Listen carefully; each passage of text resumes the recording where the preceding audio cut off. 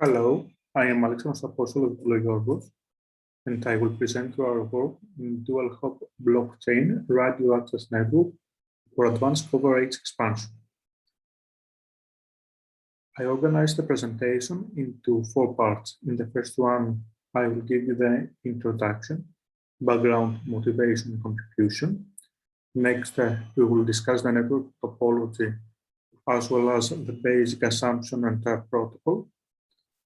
The Markov chain-based model will follow next. And finally, our results and conclusion will be given. And the motivation behind this work. As the wireless world moves towards the 6th generation era, we see that 3 basic design parameters have become of the main interest, namely security, secrecy and privacy, availability, and energy efficiency.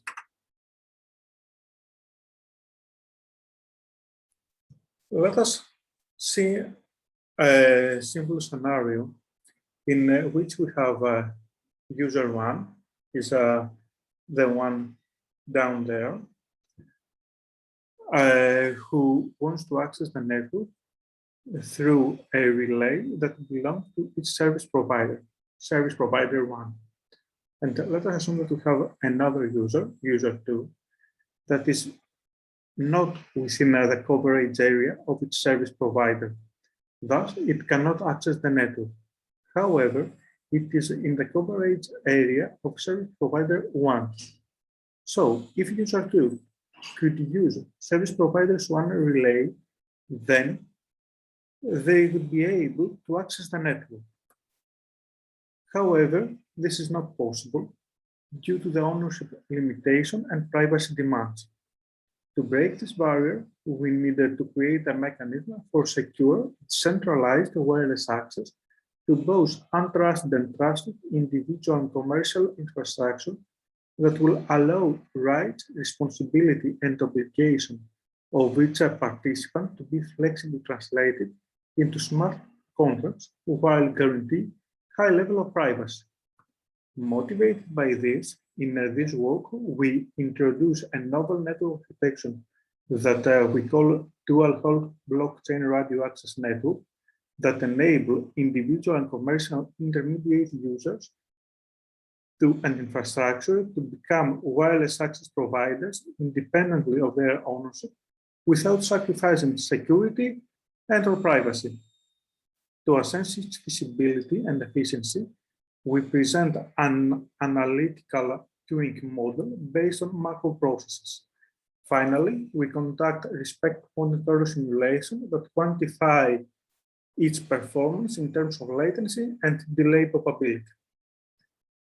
For the network topology, as you can see in this figure, we consider several access points that belongs to the same or different providers, and a massive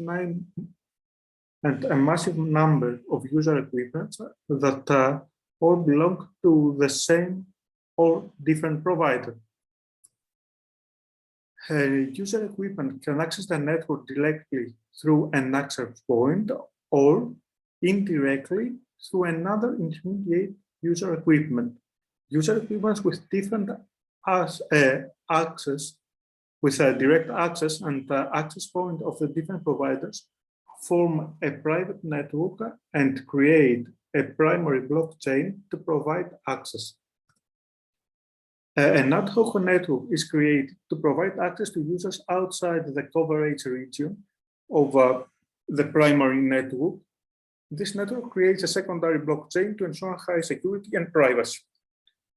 Now, concerning the protocol, let us assume that a secondary user wants to access the network. So, in the first step, the out-of-coverage user equipment makes an access request at the intermediate user equipment. The request is recorded to the smart contract in order to create a service level agreement among the 2 parts. Then the smart contract is committed to the secondary blockchain radio access network and is verified by its miners. In the second step, the verified smart contract is included into the next block, which is generated by the secondary blockchain. The new block is appended at the end of the secondary blockchain in order for the request to receive its first confirmation. The block in the third step containing the request, the request receives the minimum required confirmation in order to be accepted as the secondary blockchain. In the fourth step, the intermediate user equipment makes an access request to the official access point at which is connected. The request is recorded to another smart contract, which is committing to the primary blockchain radio access network to define the SLA among the access point and the intermediate user equipment. In the fifth step, the generated smart contract is assembled into a primary block at the primary blockchain radio access network. The new block is appended into the primary chain after receiving n-1 confirmations, and then in the seventh step, we are in the case in which there is no available access resource at the primary network, the confirmation request enters to a waiting for service queue. Finally, in the eighth step, the user equipment accesses the network through the intermediate user equipment. The access terms are specified by the smart contract signed at the primary and secondary networks. We model this process through a Markov-based chain model that takes into account the following cases when one user equipment requests access at the secondary network, the case in which one block is generated at the secondary blockchain radio access network, when one block is generated at the primary blockchain radio access network with the green color, and when the service of one request at the primary blockchain radio access network is completed. Moreover, the case that the network remains at the same state is taken into account. Let us move to our results. In these figures, you can see the latency as a function in the first one of the number of confirmation, in the second one on the available access resources, and in the third one, you can see the waiting probability as a function of the available access resources. From in the first figure with a dash line, you can see the case of intermediate access, where dual hop blockchain radio access network is used, while with continuous lines, you can see the case of direct access. As you can see, as n the number of confirmation increases, the latency of our proposed architecture also increases.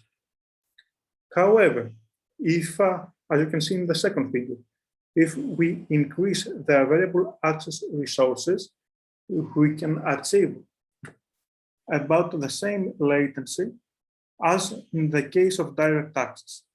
Finally, in the last figure, you can see that for a given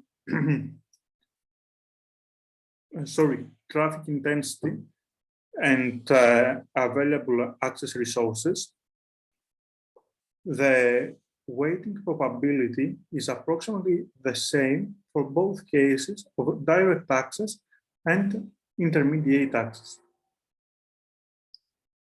Thank you very much.